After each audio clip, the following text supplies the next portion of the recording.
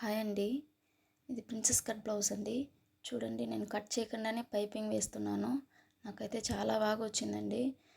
ఇలా వేసుకుంటే చాలా బాగుంటుందండి. ఫస్ట్ 3 డాట్స్ దగ్గర నుంచి ఇట్లా వేస్తాం కదా, సో అలా నిదానంగా మనం ఫస్ట్ కుట్టు పైన ఇలా కుట్టుకోవాలండి. చాలా బాగా వస్తుంది. నాకైతే నీట్గా వచ్చిందండి బ్లౌజు. మనం కట్ చేసే కుట్టాలా లేదంటే ఇలా వేయకూడదా అనే చిన్న థాట్తోనే నేను ఇలా పైపింగ్ వేశాను. బాగా వస్తుందో రాదో అనుకున్నాను. చాలా బాగా వచ్చింది ఫ్రెండ్స్.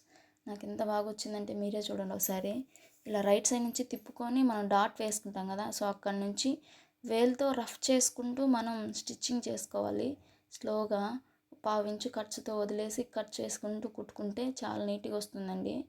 అలా చూడండి ఎంత బాగా వచ్చిందో నా బ్లౌజు. తిప్పేసి దాన్ని మళ్ళీ పైన టాప్ స్టిచ్ ఒకటి వేసుకుంటే సరిపోతుందండి. చాలా బాగుంటుంది, అస్సలే ఊడిపోదు. ఎన్ని రోజులైనా గట్టిగా ఉంటుంది, భయపడాల్సిన పనే లేదు. నాకు ఇంత బాగా వచ్చింది చూడండి బ్లౌజ్.